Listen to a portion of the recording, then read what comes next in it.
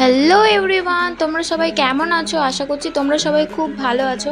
চলে এলাম তোমাদের রিকোয়েস্ট একটা বড় ভ্লগ নিয়ে। তোমরা অনেকেই বলতে যে দিদি একটা বড় ভ্লগ দাও, বড় ভ্লগ দাও। তো চলে এলাম আজকে নতুন একটা ভ্লগ নিয়ে। তো সেদিনকে আমার ছুটির দিন ছিল, আর বাপি আর মা ফোন করে বললো আজকে যেহেতু তোর ছুটি আছে তো জামাই ষষ্ঠীর নিমন্ত্রণটা আজকেই করে আসি। তাই আমিও ভাবলাম কি আজকে একটু স্পেশাল কিছু বানানো যাক। তাই আমি ওকে বললাম যে চলো বিরিয়ানি বানাই। প্রথমে তো আমি বানাতে চাইছিলাম না, কারণ আমি প্রথমবার বিরিয়ানি বানাবো। আমি ভাবছিলাম যে কেমন হবে, আদেও সবাই খেতে পারবে কি। তারপর ও বললো যেমন হবে তেমনই সবাই খাবো। তাই আমিও ভাবলাম ভয় পেয়ে আর কাজ নেই, সমস্ত কিছু সব বাজার করে নিয়ে চলেই এলাম। এসে সব কুটে আর বেটে এদিকে রেডি করে নিচ্ছে, আর ওদিকে সবাই মুড়ি খেয়ে নিচ্ছে। আমি মুড়ি খাইনি, কারণ আমি একটু টেনশানে ছিলাম যে কি করে কি বানাবো না বানাবো। তাই আমি সব কিছু জোগাড় করতেই ব্যস্ত ছিলাম। কুটনোগুলো কোটার আগে আমি চালটা ভিজিয়ে রেখেছিলাম, তারপরে কুটনো কোটা চালটা ভিজে গেছে অনেক। তো এবার চলে এলাম রান্না করতে। ঘর আর রান্নাঘরের মাঝখানে যেহেতু একটু ডিস্টেন্স আছে, তাই সবকিছু জোগাড় করে নিচ্ছিলাম। তার আগে এদিকে জলটা বসিয়ে দিলাম। জলটা একটু গরম হয়ে গেলে জলের ভিতরে সবকিছু গোটা গরম মশলা যা যা এনেছিলাম সবটা দিয়ে দিয়েছিলাম। আর এদিকে দেখো আমার পেস্টটাও বানানো হয়ে গেছে। এখানে আমি দিয়েছিলাম আদা, রসুন, জিরে, পেঁয়াজ, টমেটো, কয়েকটা কাঁচা লঙ্কা। এরপর মাংসটাকে ম্যারিনেট করার পালা। এখানে আমার পরিমাণ মতন আমি মাংস নিয়ে নিয়েছিলাম, তোমরাও তোমাদের পরিমাণ মতন মাংস নিয়ে নেবে। তারপর যে পেস্টটা বানিয়ে রেখেছিলাম সেই পেস্টটা এর উপরে দেওয়া হয়ে গেলে এরপর আমি দিয়ে দেবো যে বিরিয়ানির মশলাটা। এবার একটা কথা বলে দিই, আমি এখানে এভারেস্টের বিরিয়ানি মশলা ইউজ করেছিলাম। তোমরা চাইলে অন্য কোনো বিরিয়ানি মশলাও দিয়ে দিতে পারো, এতে কোনো অসুবিধা নেই। বিরিয়ানি মশলাটা অ্যাড করা হয়ে গেলে এরপর আমি দিয়েছিলাম টক দই, শুকনো লঙ্কার গুঁড়ো আর নুন দিয়ে ভালো করে মাখিয়ে নিয়েছিলাম। যেই দুটো জিনিস আমি বলতে ভুলে গেছি বা ভিডিও ওই টাইমে করা হয়নি, সেটা হচ্ছে হলুদ গুঁড়ো আর একটুখানি আমি ধনে গুঁড়ো দিয়েছিলাম। এই দুটো আমার ভিডিও করা হয়। চালটা ওদিকে বসিয়ে দিয়েছিলাম, ভাত হতেই থাকছিল। এদিকে আমি মাংসটাও বসিয়ে নিলাম, কেননা অনেকটা রাত হয়ে যাচ্ছিল, যেহেতু বাজার করা, তারপরে এসে কুটনো টুটনো কোটা সব কিছু রেডি করে রান্না বসাতে অনেকটাই লেট হয়ে গেছিলো। যাই হোক আমি তাড়াতাড়ি করে এদিকে মাংসটা কষিয়ে নিচ্ছিলাম। বললে হয়তো বিশ্বাস করবে না, যখনই কড়াই মাংসটা দিলাম কিছুক্ষণ হওয়ার পর সবাই আমাকে বলছিল যে এত সুন্দর গন্ধ বেরোচ্ছে, এখনই মনে হচ্ছে খেয়ে নিই। তো যাই হোক আমি একটু যখন ওইটা শুনলাম একটুখানি কনফিডেন্স পেলাম যে না তাও একটু আধটু হয়তো ঠিকঠাক সবটা হয়ে যাওয়ার পর বিরিয়ানিটা এবার দম দেওয়ার পালা। সেই জন্য আমি ঘিটা নিয়ে ভালোভাবে ডেস্কিটাতে লাগিয়ে দিচ্ছিলাম। অল্প অল্প করেই নিচ্ছিলাম, কিন্তু পুরো ডেস্কিটাকে ভালোভাবে মাখিয়ে নিয়েছি। তারপর তলাটায় বেশি করে ঘি দিয়ে দিয়েছি। প্রথম লেয়ারিংয়ে আমি মাংসের গ্রেভিটা দিয়ে ভালোভাবে চাড়িয়ে নিয়েছি। এরপর আমি ভালোভাবে সেটাকে চাড়ানো হয়ে গেলে ওপরে অল্প অল্প করে রাইস দিতে শুরু করি।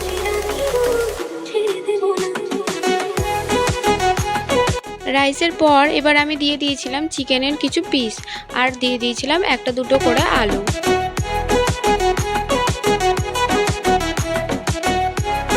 এইভাবেই সেম প্রসেস করে আমি পুরো লেয়ারটাকে সাজিয়ে নিয়েছিলাম।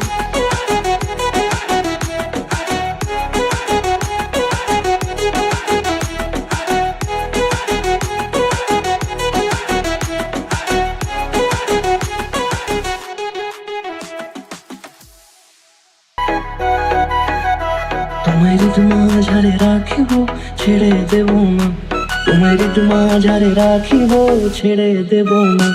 ওরে ছেড়ে দিলে সোনার গৌর আর পাবো না, খেপা ছেড়ে দিলে সোনার গৌর আর পাবো না, না না ছেড়ে দেব না।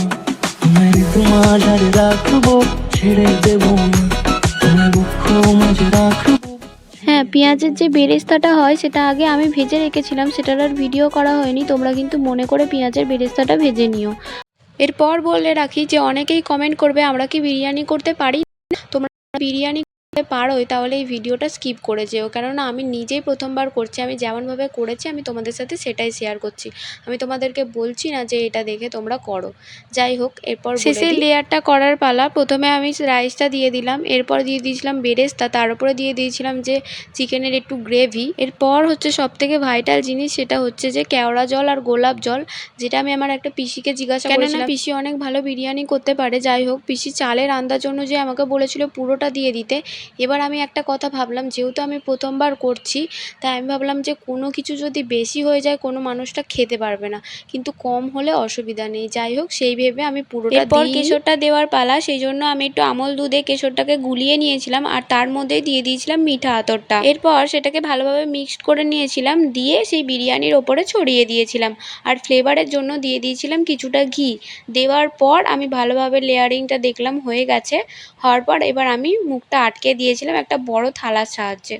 লাস্টে যেটা কাজ থাকে সেটা হচ্ছে একটু আঠার সাহায্যে, যাতে থালার কোনো জায়গা দিয়ে হাওয়া না পাস হয়, সেই জন্য আঠার সাহায্যে থালাটাকে ভালোভাবে চেপে বসিয়ে দেওয়া। তো তারপর একটু লো ফ্লেমে 30 থেকে 40 মিনিট দম দিয়ে নিলেই রেডি হয়ে গেল আমাদের বিরিয়ানি। সবাই বলেছে যে ভালো হয়েছে, জানি না হয়তো আমাকে সান্ত্বনা দেওয়ার জন্য বলেছে, কিন্তু আমি নিজে খেয়েও তো একটা টেস্ট হয়, সেটা যেটা বুঝতে পারলাম যে একটু নুনটা কম হয়েছিল, বাদবাকি ফ্লেভারের দিক থেকে সবটাই ঠিকঠাক ছিল। তো এবার আমি গরম গরম বিরিয়ানি খাই সবার সাথে। আর তোমরা চ্যানেলটাকে সাবস্ক্রাইব করতে কিন্তু একদম ভুলো না, আরও নতুনত্ব ভিডিও দেখার জন্য। আজকের ব্লগটা এই পর্যন্তই ছিল, দেখা হচ্ছে একটা নতুন কোনো ভিডিওতে। ততক্ষণের জন্য তোমরা সবাই ভালো থেকো।